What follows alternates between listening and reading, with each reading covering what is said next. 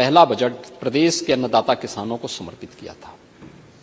याद करिए, उस समय प्रदेश में एक कृषि बाहुल्य प्रदेश है। इस किसान का अन्नदाता किसान आत्महत्या कर रहा था और उस समय ऋण माफी के एक बड़े कार्यक्रम के साथ हमने बजट प्रस्तुत किया था। मुझे प्रसन्नता है, आज अन्नदाता किसान खुशहाल है, आत्महत्या प्रदेश में बंद हुई है। 2018-19 का बजट हम लोगों ने उत्तर प्रदेश की आवश्यकता, देश की आबादी का सबसे बड़ा प्रदेश है, तो इस बड़े प्रदेश के लिए इसी स्केल का इंफ्रास्ट्रक्चर भी चाहिए। तो हम लोगों ने 2018-19 का अपना जो मूल जनरल बजट प्रस्तुत किया था वह इंफ्रास्ट्रक्चर और औद्योगिक विकास के लिए समर्पित किया था और प्रदेश का पहला इन्वेस्टर समिट भी हम लोगों ने स्वस्थ किया था। 2019-20 का बजट हम लोगों ने मातृशक्ति, आधी आबादी को समर्पित किया था। मातृशक्ति के वंदन के लिए, उनके अभिनंदन के लिए मिशन शक्ति के कार्यक्रम को आगे बढ़ाते हुए बजट को महिला सशक्तिकरण को समर्पित किया था। 2020-21 का बजट हम लोगों ने अपने प्रदेश की युवा शक्ति को समर्पित किया था और 21-22 का बजट प्रदेश के स्वावलंबन से सशक्तिकरण की थीम पर आधारित था। 22-23 का बजट अंत्योदय से आत्मनिर्भरता के लक्ष्य को प्राप्त करने का था। 23-24 का बजट त्वरित, सर्वसमावेशी और समग्र विकास के साथ साथ आत्मनिर्भर उत्तर प्रदेश के आधारशिला को रखने का, और 24-25 का हमारा बजट लोक मंगल को समर्पित करके राम राज्य की अवधारणा को जीवंत करने का बजट रहा है, क्योंकि अयोध्या में श्री राम जन्मभूमि पर प्रभु श्री राम लला के 500 वर्षों के बाद विराजमान होने की स्मृति को जीवंत बनाए रखने के लिए उस प्रकार के कार्यक्रम के साथ हमने जोड़ा था।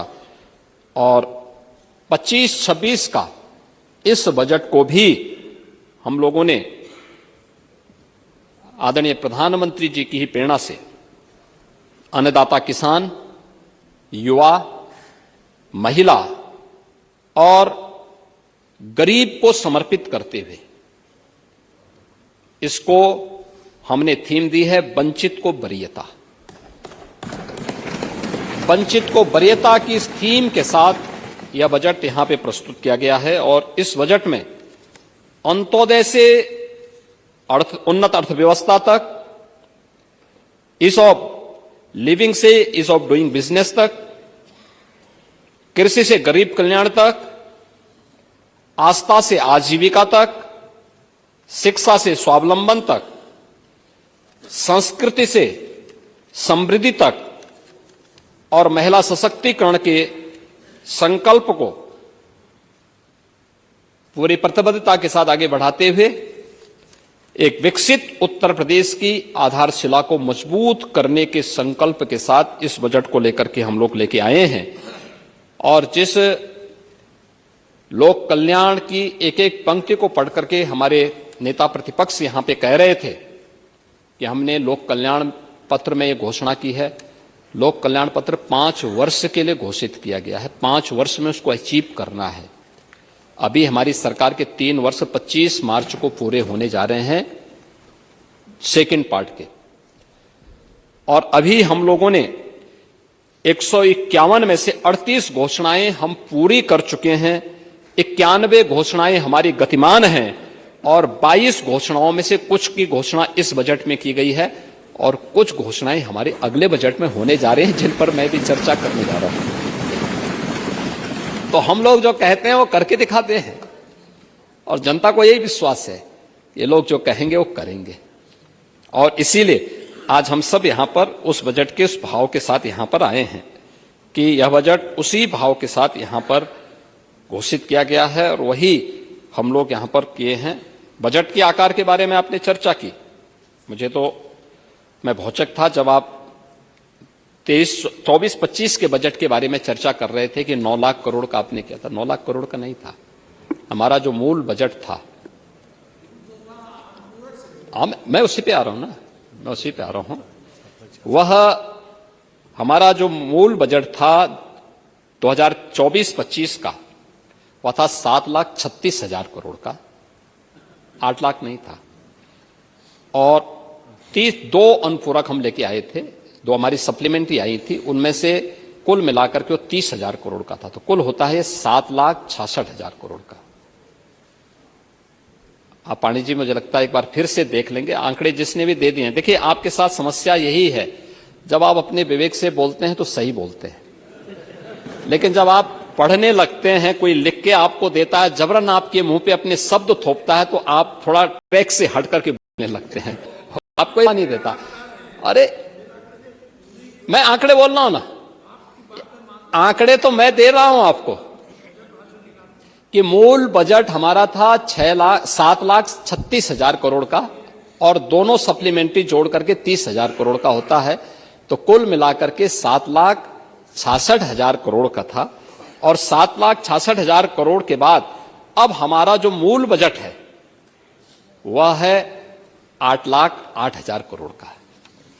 अगर आप इस बात को देखेंगे, आपने कहा कि सरकार ने पिछले उसमें 6 महीने में पैसा खर्च नहीं किया। बजट का जो ट्रेंड होता है, बजट साल भर के लिए प्रस्तुत होता है पांडे जी, 6 महीने के लिए नहीं होता है। योजनाएं बनती हैं, बनने के बाद उसको फिर उसके एग्जीक्यूशन में कुछ समय लगता है, फिर वो आगे बढ़ता है, फिर उन ऑनगोइंग प्रोजेक्ट जो होते हैं ये चलते हैं, एक समय सीमा होती है, किसी के 18 महीने होती है, किसी के 24 महीने होती है, उसके दौरान ही वो चीजें होती हैं। आप उसको पहले 1 साल में 6 महीने में क्यों पूरा कर देना चाहते हैं? कुछ गड़बड़ जरूर है। और इसीलिए आप मैं वही कह रहा हूं ना, मैं वही कह रहा हूं कि आपने 24-25 के बजट की जो बात की, उसमें भी आप सही तथ्य नहीं प्रस्तुत कर पाए। मैं तो आपको दे रहा हूं, आप 15-16 के बजट को देखें, 16-17 के बजट को भी देखें और 24-25 के बजट को भी देखें, तो सभी बजट में एक जैसी वो दिखेगी। हां, अलग विषय है कि बजट के दायरे को हमारी सरकार बढ़ाने में सफल हुई है, और उसके परिणाम भी मैं इसमें भी चर्चा आपसे करूंगा कि बजट जितना पहले खर्च होता था उससे ज्यादा खर्च आज बढ़ा है, उससे ज्यादा हुआ है, और उसी पे हम आज इस पे चर्चा भी करेंगे। बजट का आकार इस 25-26 का जो बजट का आकार है वह पिछले बजट से कम नहीं है, बल्कि उससे ज्यादा है। जो कुल दोनों बजट को मिला, यानी मूल बजट के साथ साथ सप्लीमेंट्री को भी जोड़ लेंगे तो आज 7,66,000 करोड़ का होता था, और इस बार बढ़ाकर के यह 8,08,736 करोड़ रुपए से अधिक का यह बजट है। और यह किसी भी राज्य का सबसे बड़ा बजट है, यह उत्तर प्रदेश राज्य का बजट है। और यह भी मैं आपको बताऊं, 2016-17 की तुलना में यह बजट 2.5 गुना बड़ा है, और 24-25 की तुलना में यह लगभग 10% अधिक है। यह जो बजट का दायरा हमने बढ़ाया, इसका आकार जो बढ़ाया है, यह अंतिम पायदान पर बैठे हुए व्यक्ति के स्वावलंबन के लिए, प्रदेश के इंफ्रास्ट्रक्चर डेवलपमेंट के लिए, आम जन के जीवन स्तर को उठाने के लिए, उनको बुनियादी सुविधाओं से जोड़ने के लिए, प्रति व्यक्ति आय को बढ़ाने के लिए, और उत्तर प्रदेश जैसे राज्य में आर्थिक विकास को तेज करने के लिए यह बजट हम लोगों ने इस बजट के दायरे को बढ़ाया है, जिसमें लोक कल्याण के साथ साथ अर्थव्यवस्था को विस्तार देने की एक प्रतिबद्धता इस बजट में दिखाई देती है।